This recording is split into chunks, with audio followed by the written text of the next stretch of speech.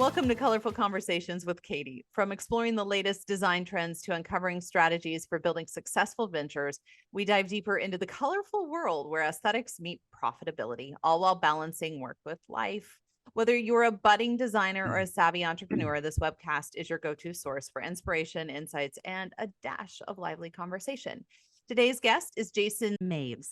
Jason grew up in Wisconsin. He worked for a large commercial construction firm in Madison, Wisconsin. They asked him to work on the Oklahoma State University School of Architecture, that is, for 6 to 8 weeks to help finish it out. That evolved into 6 to 8 months. And then you met your wife, Jason. Yep. You've been there a hot minute. He decided to get into oil and gas at the same time, got his MBA after hours. Congratulations. Thanks. Now he is back in commercial construction with a smaller family-owned company working on small and large projects, which is how I got to meet him. And so without further ado, welcome, Jason. We're so glad to have you. Thanks for having me, Katie. We're so excited that you're here. And I think one of the reasons we wanted to have you on the show is really to talk about the relationship between a GC or really any construction person you're working with as a designer and where it goes wrong. If you missed last week's episode, make sure and catch it. It is a great episode. We take kind of the same thought process, but through the lens of an architect. And so we wanted to balance that out this week.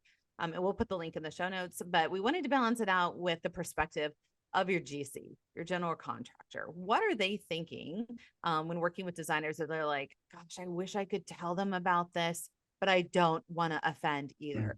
And when Jason and I were originally chatting about this episode, you said many designers and architects will say, my intent was when they see something that didn't match up with their design.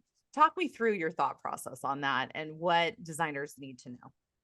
Well, a lot of times designers don't really see the project until the end. So I've got some other things that, you need to look at when you're doing that. But when they see something in place, they're like, well, that's not my vision. That's not what I intended. Well, if you intended to do that, you should have put it on the drawings because that's what we work off of, right? So to help with, designers from a general contractor standpoint, I think, more renderings, drawings, visuals help. So when we get renderings from architects or designers, we like to post them in our job site trailers. We like to post them actually where, that rendering is taking place once the building goes up. But also, an issue I ran into the other day with tile on the wall was, the architect said to the designer, well, could you make that drawing color so you could see the different color of what the tile should be around a bathroom?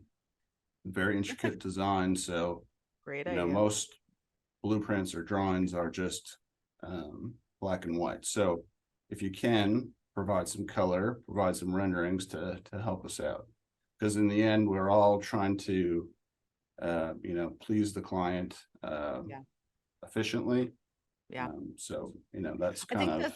It's a really good point. One thing we've started doing at our firm is asking the architect, because we work with various architects, but just building that relationship with them. So when they go in, not necessarily to permit submittal at the city level, but when they know who their GC is going to be, that they submit their plans with our plans and yes, print them in color, tape them up in the workplace, and make sure that they're actually seen and we know what we're all building towards. So you don't hear that what I intended, because that's got to be defeating too as the GC when you're trying to deliver, but you can't be a mind reader either. Yep. How do we walk that line as designers? Like, what truth would you speak in our lives about, this is what you need to know. I don't want to offend you, but it would really help us out if you would, yes, provide more renderings. I think that's a great tip. Add color if you can, because it makes it true to life. What else in that conversation would you say to someone that maybe if you're working on a job, you wouldn't say it to them because you don't want to offend them, but you can say it here so that we have it in our head when we go into our next job? Yeah. So, during the submittal process, usually we provide 2 or 3 samples of something. Usually I ask for at least one of those back so that I could put that at the job trailer to, when the guys or gals who are putting the work into place, that they actually physically see that. When my wife and I built a house, and what I did is I built it in 3D. I built it in Revit as a 3D modeling company. And to help her, she's not a visual person. I overlaid photos to scale to show her what the exterior was. This is kind of more in the design process, but I taped outlines on the floor to show, hey, this is what it's going to look like. And then, you put furniture in it, room sizes, different things. Is there a place in this world? Is there a business where you can take model furniture and move it around? I don't know. That would be that's kind an of help, interesting conversation. kind of help with the design for the client, because, once you put furniture in there, it changes everything, right? Changes everything. I mean, that's why as designers, we do so much modeling, right? Yeah. But sometimes there's also the disconnect. We forget that we see it through a 3D lens because that's the world we work in every day. But to go in and tape it out on the floor for the client, absolutely. Sometimes it's like, ooh, that was way smaller than I thought. Or, yeah, that's totally different. I like it, but it's different. You just never know what you're going to get. But there's something about the hard and fast realization that makes such a difference. And as a GC, you want to hear about that beforehand, not when you're being asked to move a wall. Correct. Yep. We want to build it efficiently, be under budget, those types of things. So every time we have to change something, and then there's another perspective I'll talk about is it's not just easy to change a wall. You have electrical, you have plumbing, you have everything behind a wall that we don't see. But it's all the function. All the stuff that goes behind it as well. So yeah, that's awesome. In fact, I'm going to put a link in the show notes. There was a company, and it is escaping me at the moment, that went in and actually built out the design of what all their offices were going to look like, and like let people walk through them, built it in cardboard. Cool idea. Obviously can be really cost prohibitive, but a great idea when you're putting millions and millions of dollars into a project to say, let's build it in cardboard and see how it feels.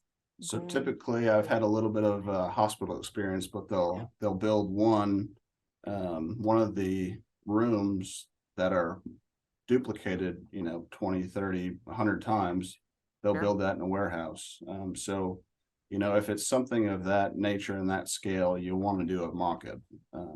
And that's always helpful as well. Well, and I always think like when you go by architecture firms or design firms, they'll have like models in the window of like, to 16th of a scale or whatever. And it looks adorable, but like our ability as humans to get our mind around that is really, really hard. It's like, well, it fits. It's like a puzzle box size, but what does that look like in real life? Like, that's where I feel like our brains disconnect. And like on those big jobs, we need to have the ability to stand in the space. It goes back to what we always talk about with that ontological design, and see how the space feels to us, how the space impacts us, and is that what we want out of it?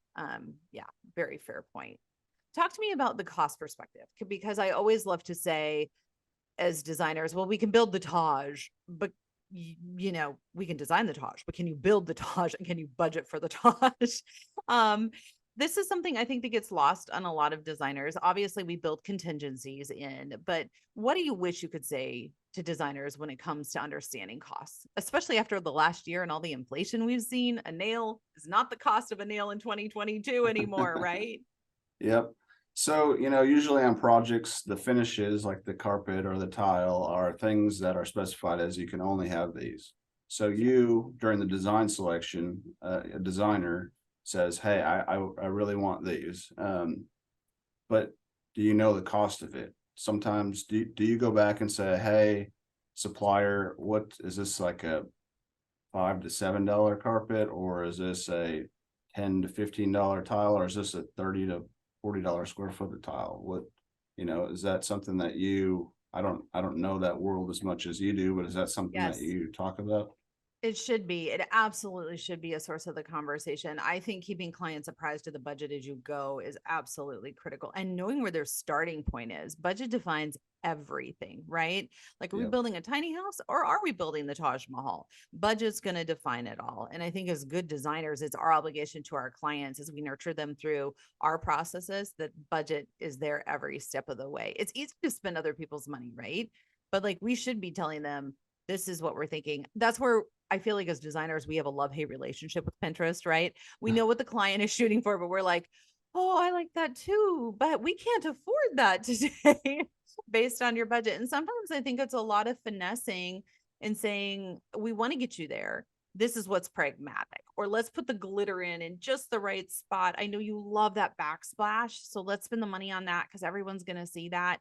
Let's not spend so much maybe on the cabinetry, or can we come down a grade on the granite or quartz, or yeah, I feel like that's a huge, huge thing because otherwise, when you go to bid it with your subs, I imagine it's a real eye opener for folks. Yep. Yep. So a good example with the backsplash, my wife, so she's the color person. I'm not color because I'm a little bit colorblind. So, That's awesome. um, This is why I love so, working with you. You don't dispute our designs. so I got the bones of the house right, and she Yeah, got the colors of the house right. So she picked a, non-expensive tile for the, bathrooms. The mm, powder bath, which is a small bath, she picked a nicer floor tile. And then the sure. backsplash, she went really out All there, out. but it was Yeah, only, 20 square feet of it. So only a couple boxes. So that's kind of a good example. Um, it's a great example. the earlier you can get a construction manager, general contractor on board to help with that pricing exercise, you can Yes. say, hey, this flooring is out of line. It's way too high. Is there something we can do to change it, to scale it back, to help us, get there?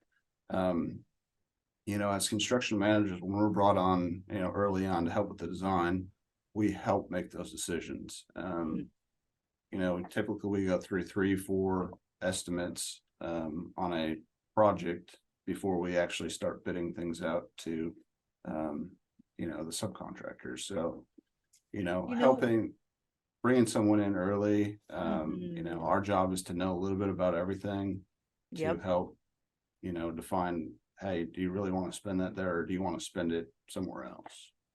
It's so wise. I think it's interesting in talking with Wes and getting the architectural perspective on our last episode, and then talking to you and knowing as a designer in our chair, it's interesting that the one thing we hear over and over again is bring us in early. Please bring us in early. Like, I don't think any of us in this profession love being brought in later and trying to triage a project because all of us have very different perspectives. We're all working towards a common goal, but just like a good stool, each of us has a different leg that's equally as important to get that stool to support the project, so to speak.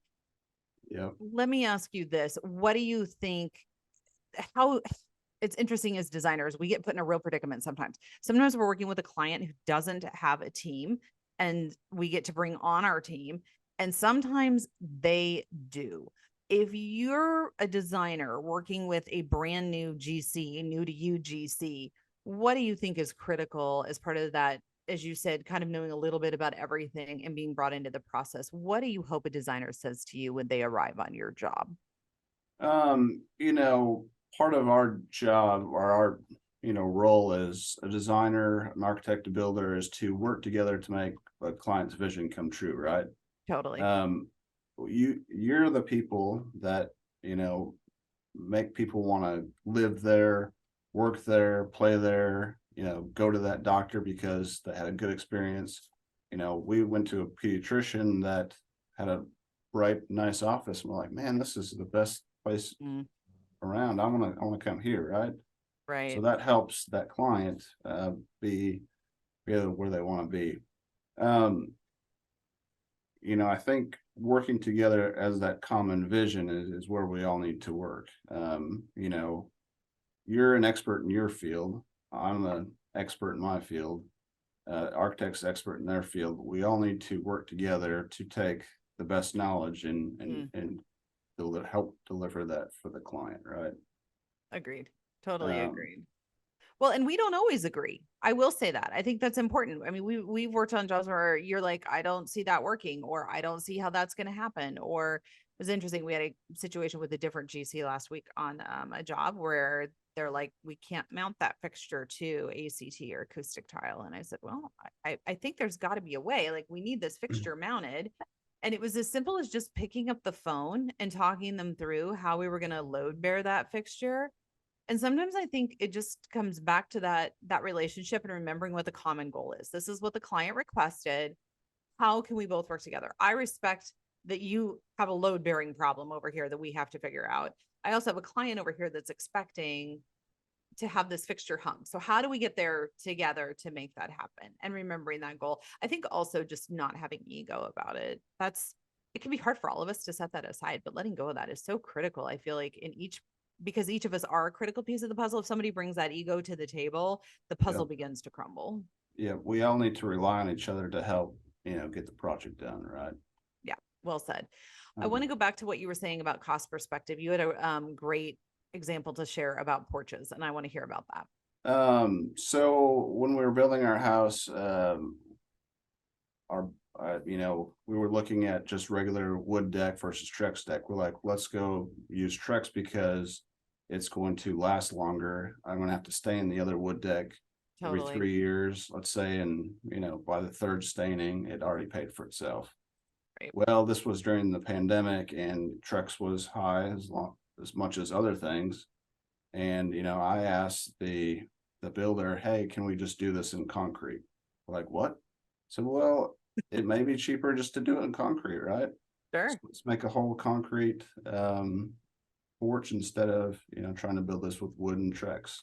So I think that's just one thing to know. And then with the recent years and the times that we're living in, sometimes you got to think outside the box, especially with long lead materials. Well, I can't get this for so long. Well, we had this on a project where the design was steel joists for the roof deck.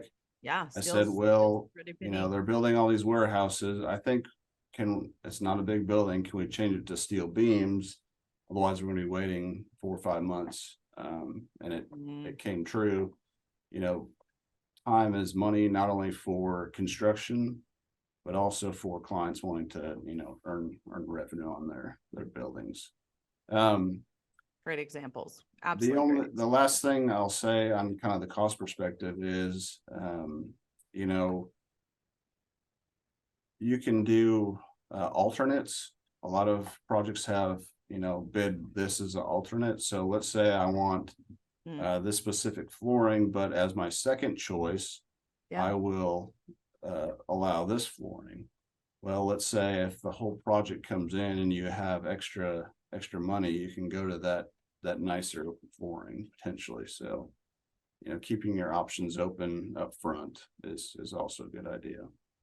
That's a great point, because if there is that one thing the client wants, if you can wait until the end and see where the budget is at and then still try to give it to them, even if there were hiccups, which project doesn't have hiccups along the way, I feel like when you can end on that note, it is a much sweeter note that is much more powerful relationship building, to be able to say, yes, there was this and that, but oh gosh, we were able to get that backsplash in and it looks so good. And it was on your want list and we made that one happen for you. That's powerful.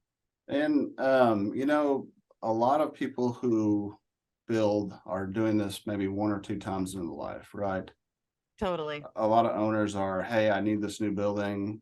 This is probably the 1 or 2 buildings I'm ever going to build in my life. So part of the process is also helping educate them. As a designer, you probably do a lot of that. As a construction manager, walking them through the process. This is how this works. Architects probably do that as well, but I think a lot of it is education and communication. Huge educational component. Yeah, it's not just picking the pretty things, right? Anybody who's been around this industry for any length of time knows more than half of what we do probably is educating the client on this is the construction process. I mean, especially what's the difference between, an SD, a CD, a DD, like what order those go in, how do we execute those, what legalities are involved at each step. What do you know? I mean, once you sign off on your SD, you've signed up on your SD and we're moving on over. We're headed to DD, and sometimes they don't get that journey, which why would they, and it's our job to explain what I lovingly call the construction story to them. Like, this is the design and construction story. And this is how we go from concept to visualization, hopefully while maintaining that budget and being sensitive to that.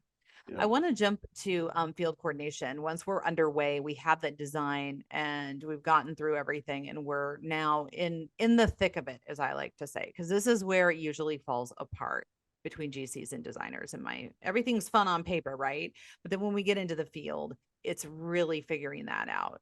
Talk me through that process. What do you wish designers understood and the value of field coordination from the GC's perspective? So, most of the work in a building is what the designer has, what you see is what the designer's done. Like I said, it makes you want to go to that building to work there, or Take your to kid to go the to school doctor, like you there, or mentioned. go to the Yep. doctor. But there's many things behind the walls. So there takes a lot of coordination up front, so it doesn't look like an afterthought, right?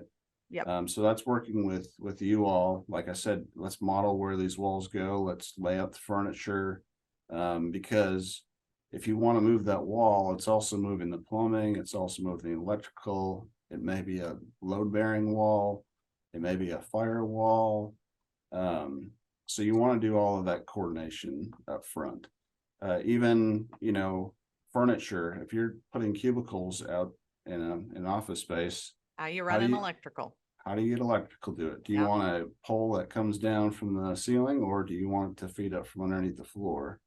Yeah. So a lot of that is coordination up front, because even before the structure's up, we're pouring the concrete slab that all that needs to go into, right? Well, there's a huge cost differential. I mean, the idea of just running, conduit down the inside of a column or a beam or a post versus, yeah, saying we're going to, put in the conduit in the floor, create the stub out before we pour the slab.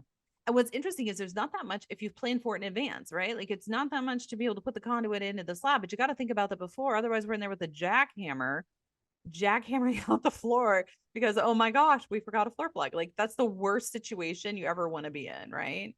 Not the Yep. worst, but it's not one you want to pay for, we should say. Yep. And then also, think about, let's say, what just goes inside of that wall. We had a drawing that showed, the wall is supposed to be a certain thickness. Well, this TV that you want to mount on it has a larger back box. So Wow. either the TV sticks out or we make the wall bigger. Um, so as I tell superintendents, when you look at a finished product, what is all behind that finished product, what all goes into that. So you kind of have to work the opposite way to make sure That's things look interesting. finished, when you're done, right? When you put Yeah, a TV on the wall, just a simple example, how do you mount it to the wall? There needs some sort of backing in the wall so you can, totally load bear that thing and it doesn't fall out. yep. So Great points. Let's talk about field visits. There tends to be, I think, a stigma around designers not wanting to go get muddy boots, so to speak.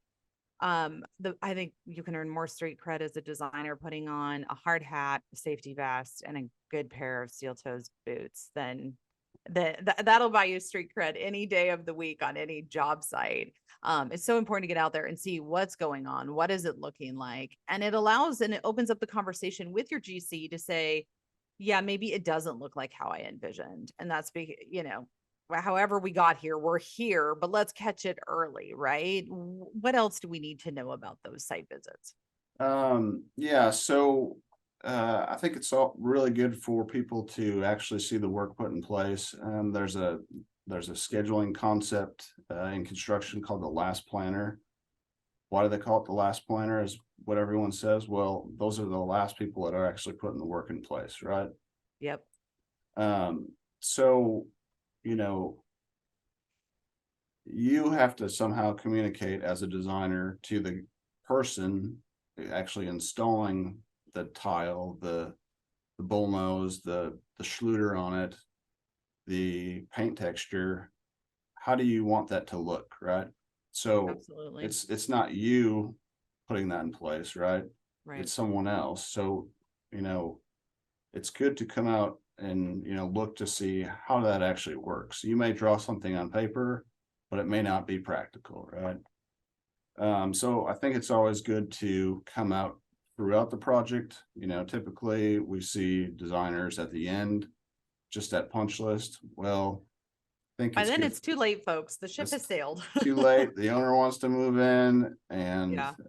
so I think it's good for designers, architects to do field reports, come out, in the middle of the project, see how that tile is going. Is it what you wanted? Does the colors match up? It's easier to change, just say grout colors now than it is once everything else is in there.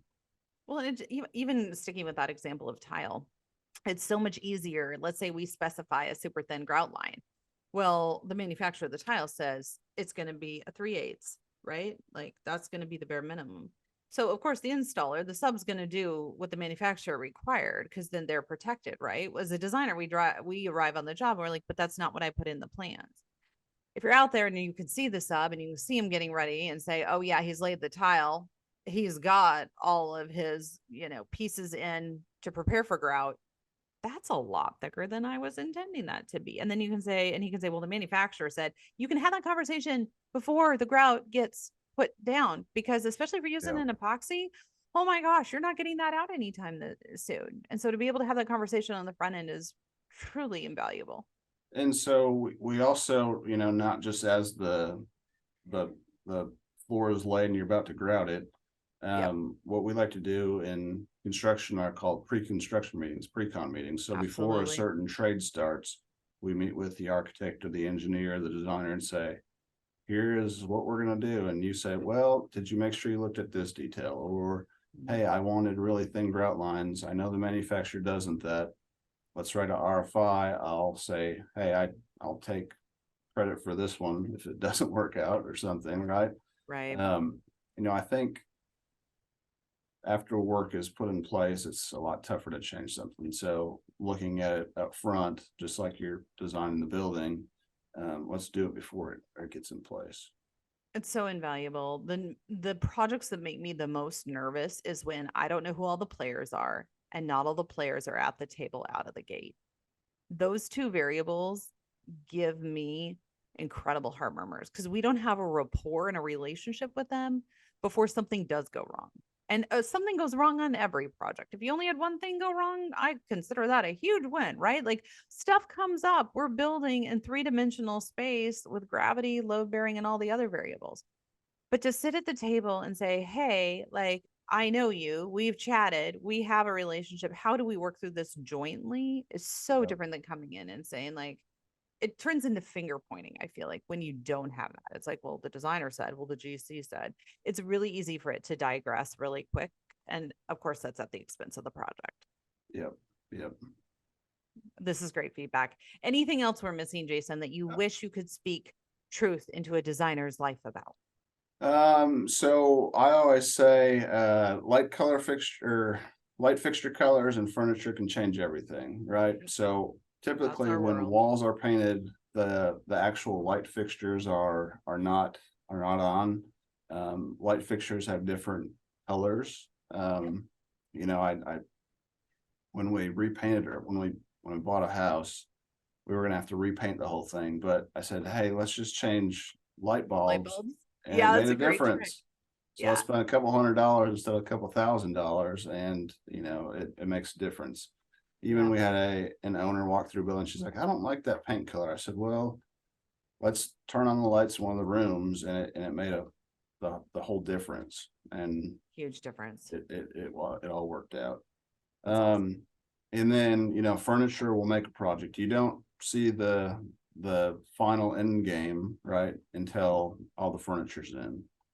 Thank you Um, for appreciating what we do. Yes. and so I think the designer should be on board for furniture selection, and making sure the wall colors, the floor colors, everything matches down to the furniture. Because if you put some sort of furniture that doesn't match in a building, it's going to look like a sore thumb, right? Yeah, it totally does. Well, it's uncomfortable. There's always that physical component of it's just uncomfortable. Something's off or it just doesn't feel right. Yeah. Yeah. And even That, my wife, when we furnished our house, the kitchen table, she chose blue chairs. It's that's kind of awesome. like a blue wood, so Yeah. it's Super pretty. adding some color can also, make things stand out We differently love as color. well. So Colors everything. This has been a great conversation, Jason. Okay, I want to get us to our rapid fire round. What is the book that most changed your life, business, or both? So I had to think about this one a little bit. I don't really read books. I read books in college and all that, but Yeah. I'm a believer in doing things. Mm. Um, I I had a stint in my life, and it's probably still there, where I wanted to write a book. Nice. And it would be about mentors. Mm. I don't think a book has changed my life, but a lot of mentors changed my life.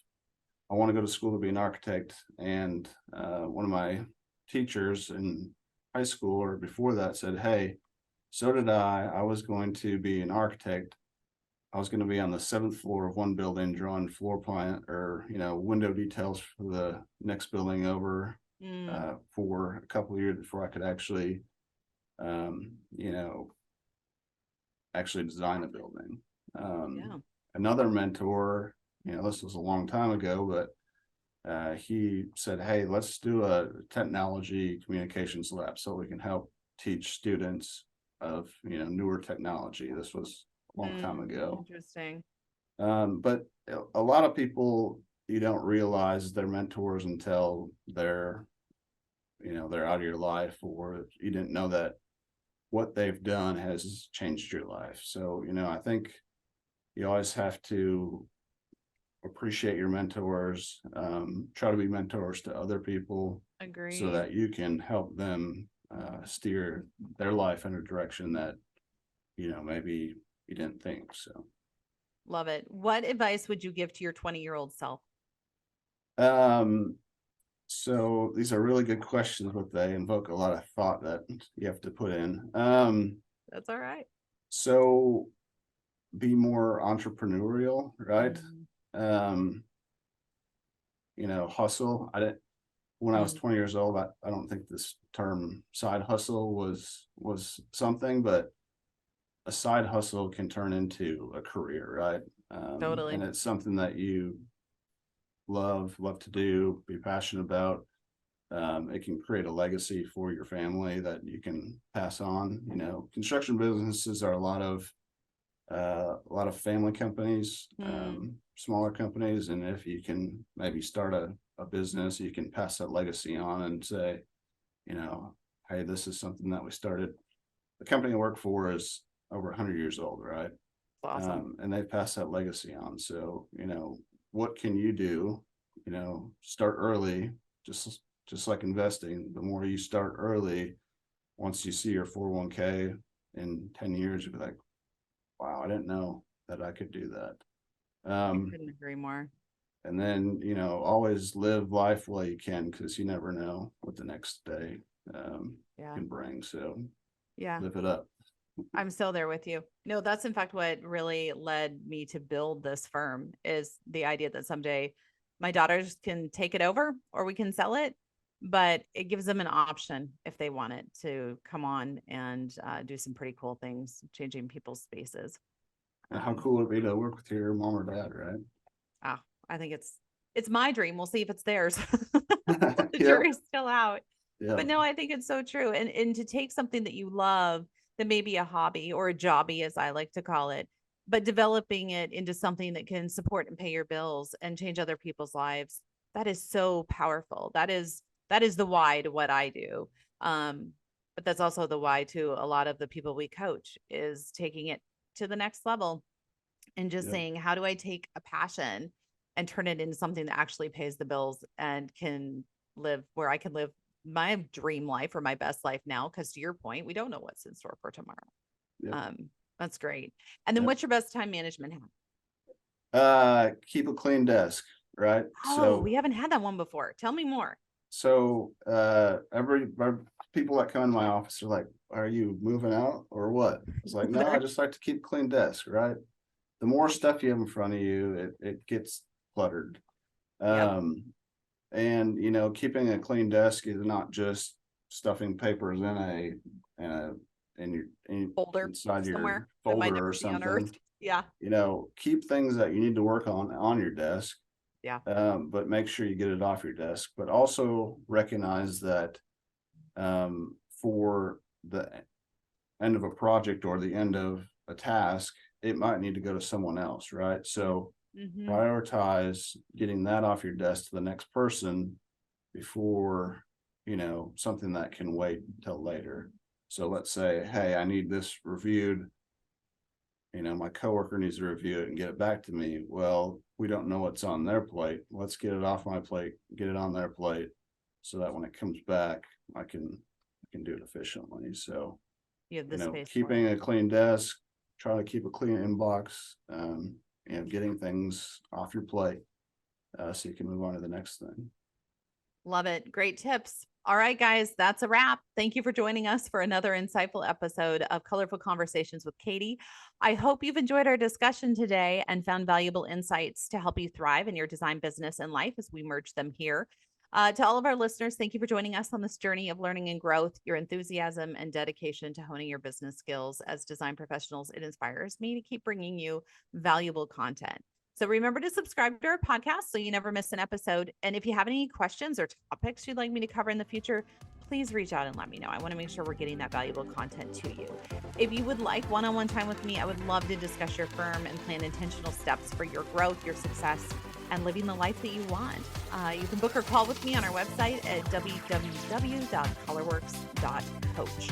Until next time, keep dreaming, designing, and mastering the art of running a successful interior design business that scales to your life. This is Katie Erickson signing off for now. We'll see you next time. Bye-bye.